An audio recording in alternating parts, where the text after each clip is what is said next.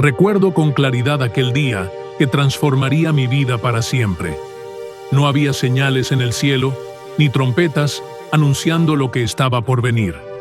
Yo, un simple agricultor, estaba trabajando con los bueyes en el campo, inmerso en la rutina diaria que me había acompañado desde siempre. Mi vida era tranquila, alejada de los grandes eventos del reino y de las batallas que sacudían la nación. Sin embargo, lo que parecía un día más, se convertiría en el inicio de una aventura que nunca hubiera imaginado. Elías, el gran profeta de Israel, apareció de repente en mi camino. Había escuchado sobre él, sobre cómo había enfrentado a los falsos profetas de Baal y cómo Jehová obraba poderosamente a través de él. Pero jamás imaginé que el destino me haría cruzar su senda. Sin decir una sola palabra, Elías lanzó su manto sobre mis hombros. A simple vista, podría parecer un gesto sin importancia, pero en ese instante supe lo que significaba. Ese manto no era una prenda cualquiera. Era un símbolo de autoridad, de poder y, más importante aún, de la conexión directa con Jehová, el Dios de Israel. Elías me estaba llamando a ser su sucesor, y no lo dudé. Dejé mis bueyes, despedacé el arado y lo ofrecí como sacrificio a Jehová, una señal clara de que estaba dejando atrás mi vida anterior. Sabía que el camino que me esperaba no sería fácil, pero en ese momento no se trataba de comodidad, sino de obediencia. Mi corazón latía con fuerza, sabiendo que Dios me estaba llamando a algo más grande de lo que jamás había imaginado. Mis padres y hermanos intentaron comprender mi decisión, pero sabían, al igual que yo, que este era un viaje que debía emprender solo. Estaba decidido a seguir el llamado divino, confiando en que Dios abriría las puertas necesarias. Desde ese día, comencé a caminar junto a Elías, no como un simple seguidor, sino como un aprendiz deseoso de aprender, de absorber cada lección que el gran profeta pudiera enseñarme. Los primeros días fueron de observación. Elías era un hombre de pocas palabras, pero su conexión con Dios era innegable. Cada oración que hacía parecía tocar el mismo cielo, y sus acciones eran siempre guiadas por una certeza que solo podía venir de lo alto. Aprendí más en esos días de silencio que en toda mi vida anterior. Pero, a pesar de todo, una duda persistía en mi corazón. ¿Sería yo capaz de caminar algún día en los pasos de un hombre tan grande como Elías? Mi tiempo de formación no fue largo, pero fue profundo. Con cada paso que daba junto a él, sentía que me acercaba más a mi destino, aunque no podía prever lo que el futuro me deparaba. No se trataba solo de aprender las palabras o las acciones correctas, sino de una transformación interna, una preparación del alma para lo que estaba por venir. El verdadero cambio llegó cuando Elías me reveló que su tiempo en la tierra estaba llegando a su fin. Caminábamos juntos hacia Betel, luego Jericó y finalmente al río Jordán. En cada parada, otros profetas intentaban advertirme: «Sabes que Jehová va a quitar hoy a tu maestro de sobre ti». Lo sabía, pero no quería detenerme ni por un segundo. Mi determinación era inquebrantable, y respondía siempre: «Sí, lo sé, callad». Algo dentro de mí me impulsaba a continuar hasta el último instante. Llegamos al Jordán, y lo que ocurrió entonces fue algo que marcaría mi vida para siempre. Elías tomó su manto, lo enrolló y golpeó las aguas. Al instante, el río se dividió, permitiéndonos cruzar en tierra seca. Una vez más, vi el poder de Dios manifestado a través de él, y con cada milagro, mi anhelo por recibir esa misma unción crecía. Al otro lado del río, Elías me miró con una intensidad que nunca olvidaré y me preguntó: «Pide lo que quieras que haga por ti, antes de que sea tomado de ti». Era el momento que había esperado. Sin dudarlo, le pedí lo que mi corazón más deseaba: «Te ruego que una doble porción de tu espíritu sea sobre mí». Sabía que no podía caminar en los pasos de Elías con mis propias fuerzas. Necesitaba algo más, una unción divina. Elías me miró y con calma respondió: «Cosa difícil has pedido. Si me ves cuando sea tomado de ti, te será hecho, pero si no, no». Mi corazón latía con fuerza. Sabía que estaba pidiendo algo monumental, pero también sabía que era necesario para cumplir el propósito de Dios en mi vida. En ese instante, el cielo se abrió. Un carro de fuego, con caballos de fuego, apareció de repente, separándonos. Vi a Elías ser levantado al cielo en un torbellino. Fue un momento indescriptible, el poder de Dios manifestándose de una manera tan tangible que apenas podía creer lo que mis ojos veían. Mientras lo veía ascender, grité con todas mis fuerzas: Padre mío, carro de Israel y su gente de a caballo». Y entonces Elías desapareció en los cielos. Me quedé solo, pero no vacío. El manto de Elías, el mismo manto que había lanzado sobre mí cuando me llamó por primera vez, cayó a mis pies. Lo recogí, sabiendo que el destino que Jehová tenía para mí comenzaba en ese mismo instante. El manto de Elías en mis manos era más que un pedazo de tela. Representaba la carga profética que ahora recaía sobre mis hombros. Sabía que desde ese momento mi vida cambiaría para siempre. Había pedido una doble porción del espíritu de Elías, y ahora, con el manto en mi poder, solo quedaba una manera de saber si Dios había concedido mi petición. Miré hacia el río Jordán, el mismo lugar donde Elías había dividido las aguas momentos antes. Con una mezcla de temor y fe, enrollé el manto tal como lo había hecho él y golpeé las aguas. ¿Dónde está el Dios de Elías? Srenia, exclamé con todas mis fuerzas, y en ese instante, las aguas se dividieron ante mí, de la misma manera que lo hicieron para Elías. Sentí la unción de Dios sobre mí. No solo había recibido el manto físico de Elías, sino también su manto espiritual. Sabía que el poder de Dios estaba conmigo, y que mi vida ya no sería la de un simple seguidor, sino la de un profeta llamado a continuar el ministerio de Elías. Mi primer destino fue la ciudad de Jericó. Al llegar, los habitantes del lugar se acercaron a mí con una preocupación urgente. «Mira, el sitio de la ciudad es bueno, como mi señor ve, pero las aguas son malas y la tierra es estéril», me dijeron. La ciudad, aunque bien ubicada, sufría de un problema que amenazaba su existencia. Las aguas estaban contaminadas y, como resultado, la tierra no producía frutos. Era un problema que ellos no podían resolver por sí mismos. Dios puso en mi corazón la solución. Les pedí: «Traedme una vasija nueva y poned en ella sal». Aunque lo que pedí parecía sencillo, entendía que no era la sal lo que sanaría las aguas, sino el poder de Jehová. Con la vasija en mano, caminé hasta el manantial de agua y derramé la sal en él, proclamando: «Así ha dicho Jehová de los ejércitos: yo sané estas aguas. No habrá más en ellas muerte ni enfermedad». En ese mismo instante, las aguas se purificaron. Desde aquel día, Jericó dejó de sufrir por la contaminación de sus aguas, y la ciudad volvió a florecer. Este fue el primer milagro que realicé bajo la unción de Dios, y el pueblo supo que el Dios de Elías ahora obraba a través de mí. Sin embargo, ese era solo el comienzo. Sabía que el camino del servicio a Dios no estaría exento de desafíos. Con cada milagro, mi fe crecía, pero también lo hacía mi comprensión de la responsabilidad que había asumido al tomar el manto de Elías. No pasó mucho tiempo antes de que enfrentara otra prueba, esta vez en Betel. Mientras caminaba por el camino, un grupo de jóvenes comenzó a burlarse de mí. Me gritaban: «¡Calvo, sube! ¡Calvo, sube!», swingiendo no solo a mi apariencia física, sino desafiando mi autoridad como profeta de Dios.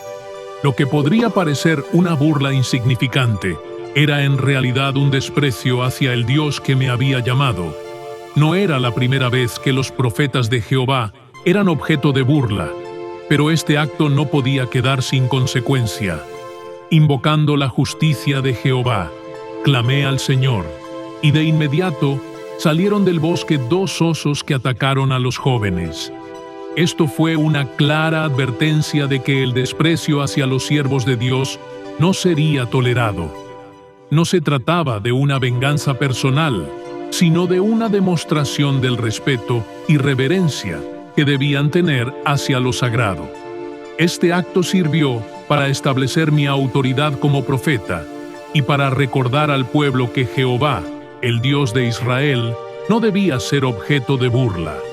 El ministerio de Elías continuaba a través de mí, y el poder de Dios se manifestaba en cada acto, grande o pequeño.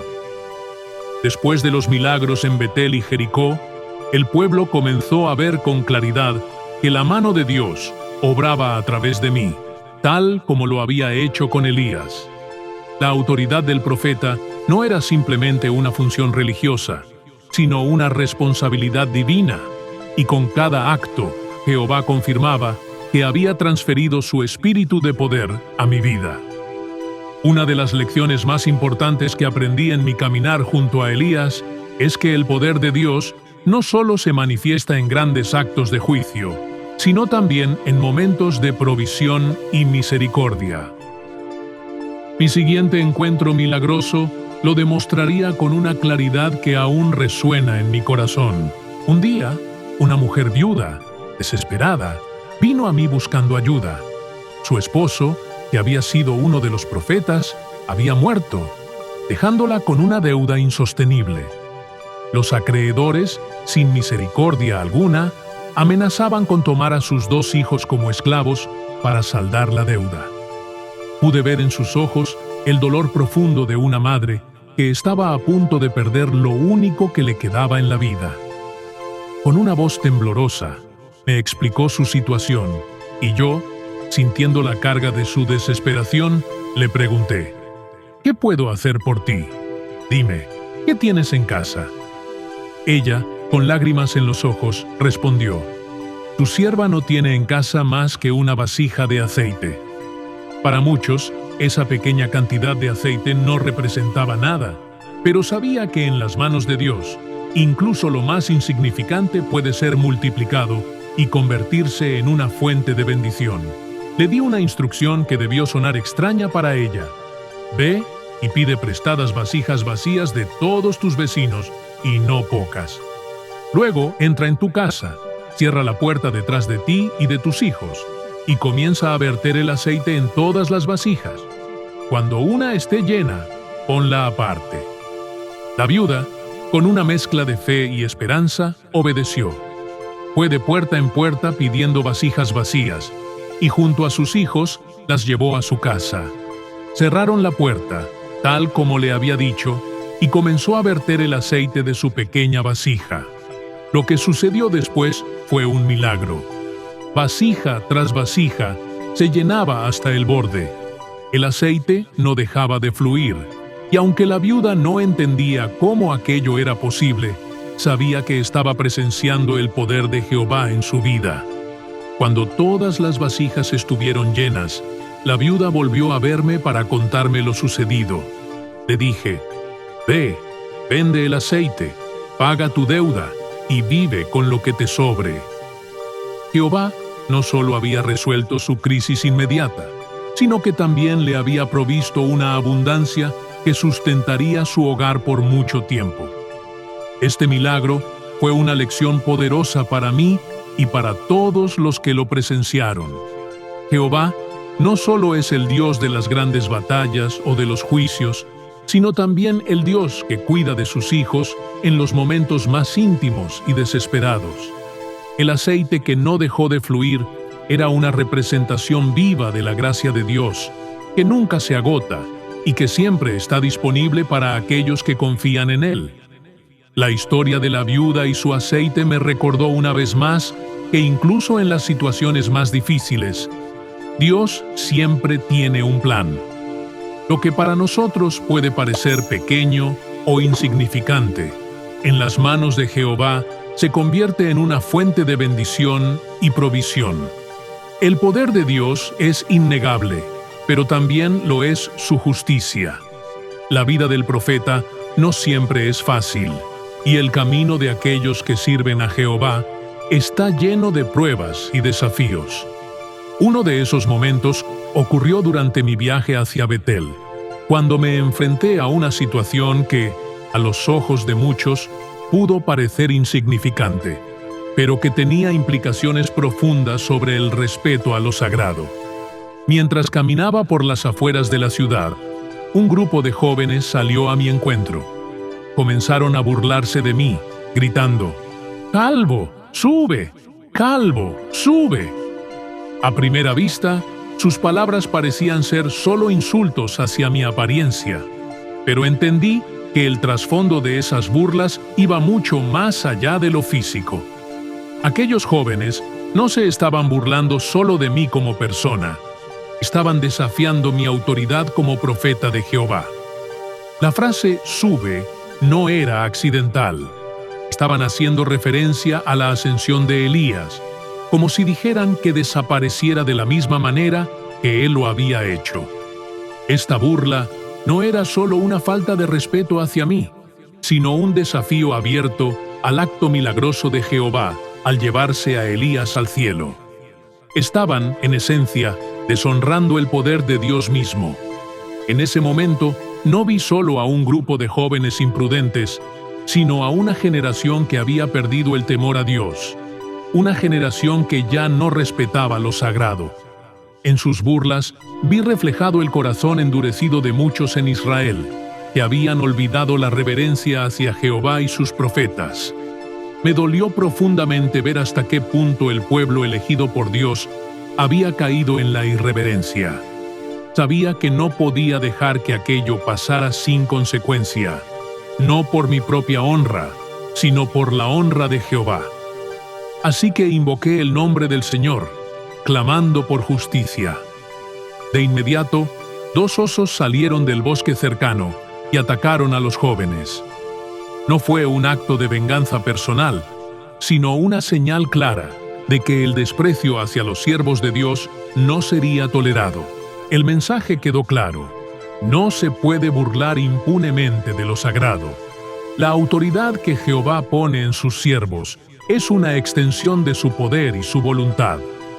Este incidente fue más que un castigo, fue una lección para todos los que lo presenciaron. El respeto por las cosas divinas no es opcional, y aquellos que se atreven a deshonrar a Jehová deben entender que sus acciones tienen consecuencias. El incidente con los osos no me llenó de orgullo ni satisfacción. Al contrario, me dejó meditando profundamente sobre el estado espiritual de nuestro pueblo.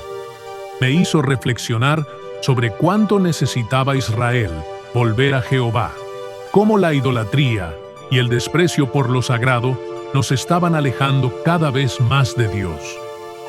Sabía que mi misión no sería solo realizar milagros o actuar como portavoz de Dios en tiempos de crisis, sino también restaurar el corazón de Israel. Debía recordarles quién era el verdadero Dios y cuán importante era respetar sus caminos.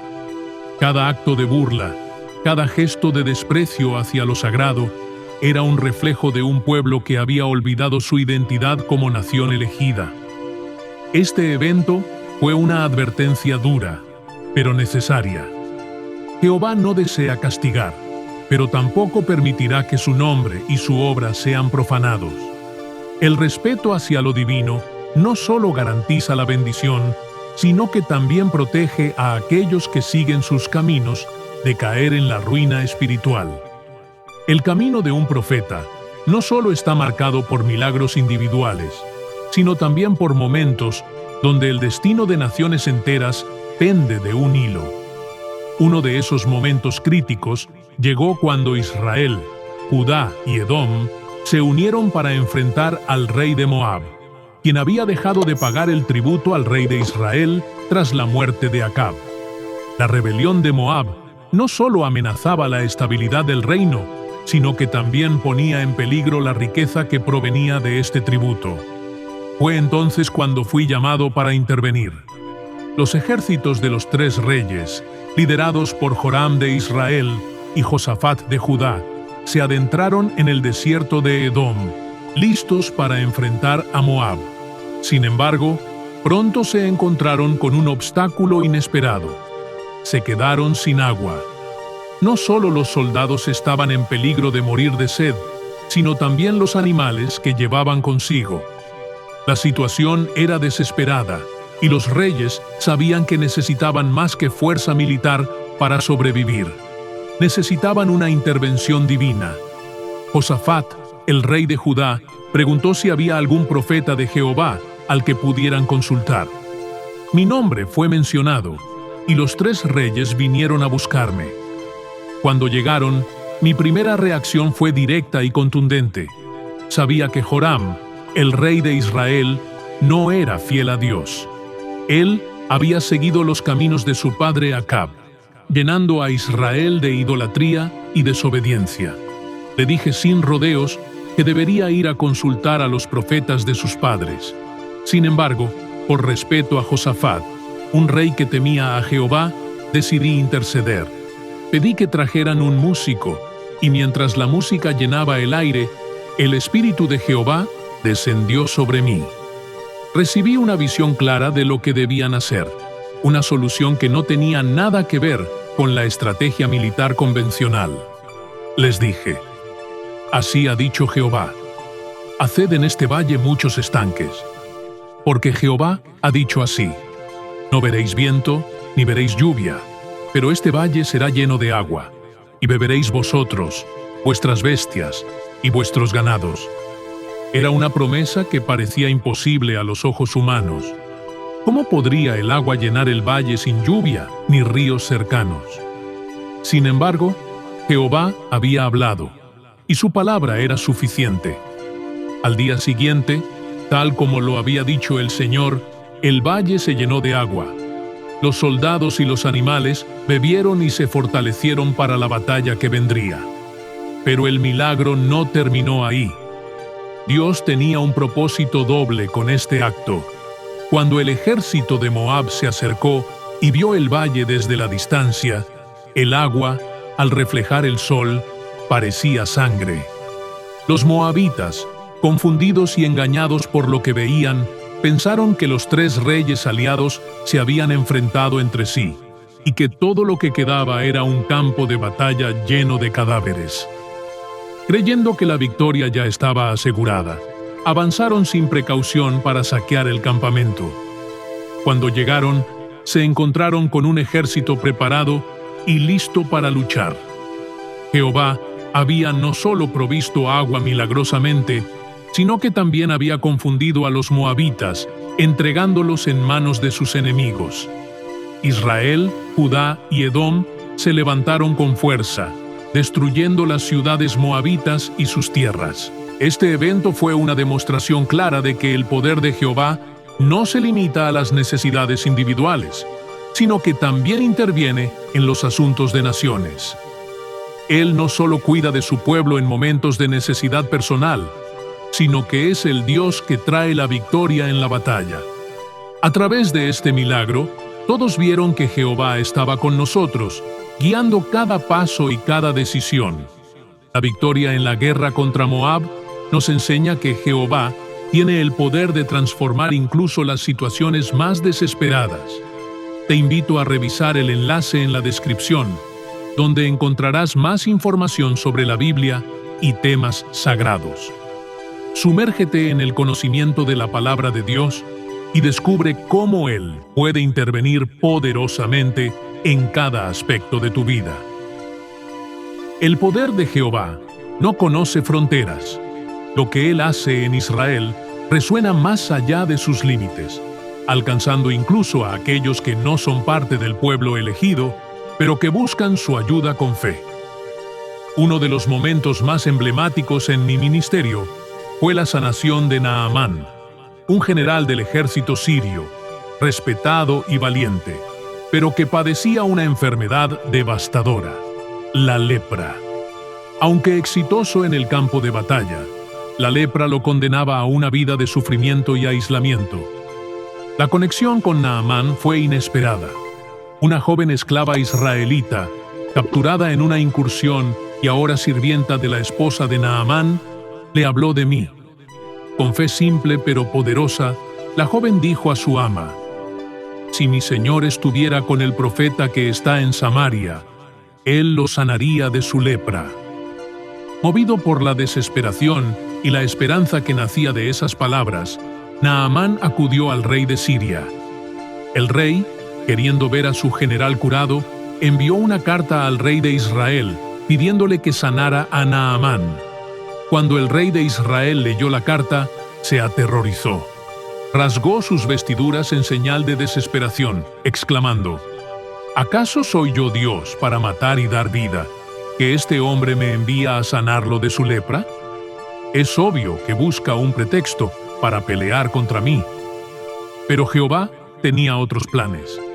Al escuchar sobre la angustia del rey, le envié un mensaje: «Que venga a mí, y sabrá que hay profeta en Israel». Naamán llegó a mi casa con una gran comitiva de caballos, carros y regalos, pero en lugar de salir a recibirlo personalmente, envié a mi siervo con un mensaje simple pero claro: «Ve y lávate 7 veces en el Jordán, y tu carne se restaurará y serás limpio». Sin embargo, este mensaje, lejos de provocar gratitud en Naamán, lo llenó de indignación. Estaba acostumbrado a recibir honores y ceremonias elaboradas y no podía creer que un simple baño en el río Jordán pudiera sanarlo.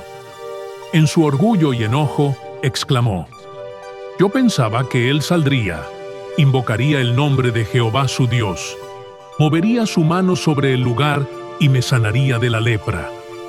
¿Acaso los ríos de Damasco, el Habana y el Farfar no son mejores que todas las aguas de Israel?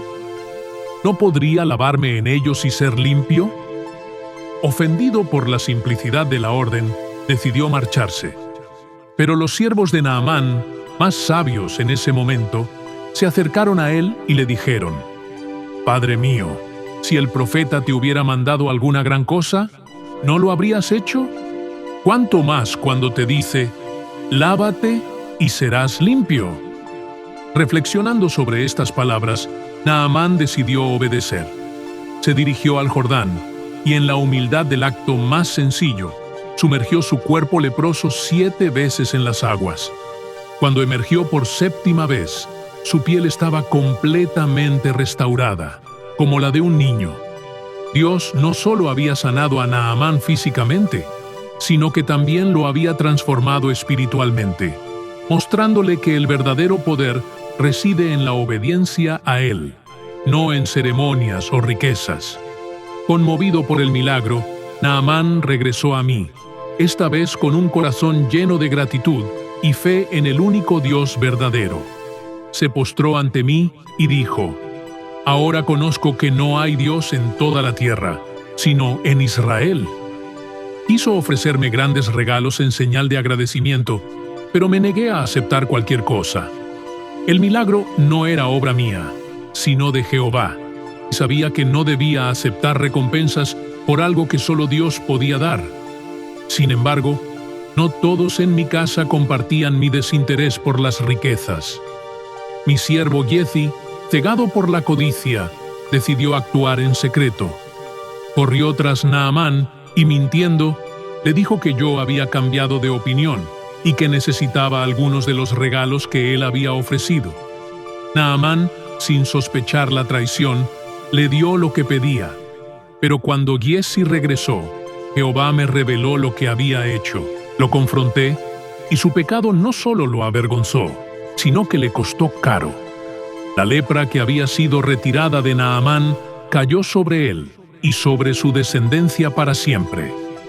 La codicia de Giezi lo condenó a una vida de sufrimiento, demostrando que el verdadero servicio a Dios no puede estar contaminado por intereses egoístas. Este milagro dejó una profunda enseñanza, no solo en Naamán, sino en todos los que lo presenciaron. El poder de Jehová no se manifiesta en rituales complejos ni en ceremonias pomposas, sino en la obediencia sencilla y humilde. Naamán, un extranjero poderoso, aprendió que el Dios de Israel no solo es el Dios de los israelitas, sino el Dios de todos aquellos que buscan su rostro con sinceridad. Mi tiempo como profeta en Israel estuvo lleno de milagros y desafíos. A través de mí, Jehová demostró su poder, no solo en grandes actos, sino también en momentos de misericordia y provisión. Sabía que mi vida estaba destinada a dejar una huella en Israel, pero Jehová tenía planes aún más grandes para mí, incluso después de mi muerte. Uno de los últimos milagros que me permitió realizar fue un acto de provisión aparentemente pequeño, pero que reveló nuevamente el cuidado de Dios por su pueblo. Un día, mientras convivía con los hijos de los profetas, decidimos construir una casa más grande, para poder reunirnos con mayor comodidad. Nos dirigimos al río Jordán para cortar madera, pero mientras uno de los profetas cortaba un tronco, la cabeza de su hacha se desprendió y cayó al agua. El hombre, angustiado, me pidió ayuda, pues el hacha no era suya, la había pedido prestada. Para él, perderla no solo representaba una vergüenza, sino una deuda que no podría pagar. Este problema, aunque pequeño en comparación con los milagros que había presenciado, mostraba una vez más cómo Jehová se preocupa por los detalles más simples de nuestras vidas. Le pregunté al hombre dónde había caído el hacha, y él me señaló el lugar en el agua. Entonces, corté un palo y lo arrojé en el punto indicado. Milagrosamente, la cabeza de hierro del hacha flotó a la superficie, permitiendo que el hombre la recuperara. Este milagro demostró que nada está fuera del alcance de Dios y que incluso las pequeñas pérdidas pueden ser restauradas cuando confiamos en Él. Pero no todos los desafíos eran tan sencillos. Poco después de este evento, el rey de Siria, bajo el mando de Ben-Hadad, había estado planeando emboscadas contra Israel. Sin embargo, cada vez que el rey sirio preparaba un ataque, yo, a través de la revelación de Dios, advertía al rey de Israel sobre los planes del enemigo. Esto frustraba una y otra vez los intentos de los sirios. Finalmente, el rey de Siria se convenció de que había un traidor entre sus filas, alguien que estaba revelando sus secretos al enemigo. Pero uno de sus siervos le informó: «No hay traidor, mi señor. El profeta Eliseo, que está en Israel, dice al rey de Israel las palabras que hablas en tu cámara más secreta». Furioso, el rey Ben-Hadad decidió capturarme. Envió un gran ejército con caballos y carros de combate para rodear la ciudad donde me encontraba. Al amanecer, mi siervo salió y vio el inmenso ejército que había sitiado la ciudad. Lleno de miedo, corrió hacia mí exclamando: «¡Ay, señor mío! ¿Qué haremos?». Sabía que mi siervo solo veía el peligro inmediato, pero yo veía algo más grande. Con calma le respondí: «No temas, porque más son los que están con nosotros que los que están con ellos». Luego oré a Jehová: «Te ruego que abras sus ojos para que vea». En ese instante, Dios abrió los ojos de mi siervo, y lo que vio lo dejó sin aliento. El monte alrededor de nosotros estaba lleno de caballos y carros de fuego, el ejército celestial de Dios, listo para protegernos. Dios no solo nos protegió de ese ejército, sino que lo cegó completamente. En su confusión, los guié directamente a la capital de Israel, donde fueron capturados. Pero en lugar de ser ejecutados, ordené que se les diera comida y agua, y luego los dejamos ir. Este acto de misericordia mostró que el poder de Dios no solo se manifiesta en la destrucción de los enemigos, sino también en la gracia y el perdón. Mi ministerio no terminó con estos milagros. Aunque mi cuerpo finalmente comenzó a debilitarse, Dios tenía un último acto de poder que realizar a través de mí, incluso después de mi muerte. Después de que fallecí, Los israelitas estaban enterrando a un hombre cuando vieron que una banda de moabitas se acercaba. En su prisa, arrojaron el cuerpo del muerto en mi tumba. Lo que sucedió después fue asombroso. Al tocar mis huesos, el hombre volvió a la vida. Incluso en mi muerte, Jehová demostró su poder, trayendo vida donde antes solo había muerte. Este último milagro no solo mostró la fidelidad de Dios, sino también que su poder trasciende incluso la muerte. Mi legado como profeta no estaba en las cosas que había hecho, sino en lo que Jehová había hecho a través de mí. Cada milagro, cada palabra profética, cada enseñanza, todo fue posible porque Dios estaba conmigo. Mi vida fue testimonio del poder, la misericordia y la fidelidad de Jehová. Israel nunca olvidaría lo que Dios hizo a través de mí, y aunque yo ya no estaría físicamente presente, sabían que el Dios de Eliseo seguiría siendo el mismo Dios que había guiado a Israel desde tiempos inmemoriales. La historia de Eliseo nos recuerda que el poder de Dios no tiene límites, ni siquiera la muerte puede contener su obra. Te invito a revisar el enlace en la descripción para profundizar en el conocimiento de la Biblia y temas sagrados. Este recurso te ayudará a fortalecer tu fe y a ver cómo Dios sigue obrando de maneras poderosas en el mundo hoy.